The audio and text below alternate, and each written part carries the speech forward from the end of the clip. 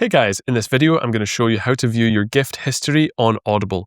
And if this video has been helpful, I'd appreciate a like and subscribe to this channel. So let's get into it. I'm basically on Google Chrome and I've accessed Audible. I've logged into my account and we can hover over this section of the website, go to account details, and then at the bottom right here on the left hand side it says gift history. Click in there. And then what we can see is all of the gift history, gift purchased. You can view if it's a gift purchased or a gift received. You can actually filter by the date as well, the last 90, 180 days, 365 days. We can even go back to, let's say, 2017. And as we can see, I do not have any gifts received or purchased on my account.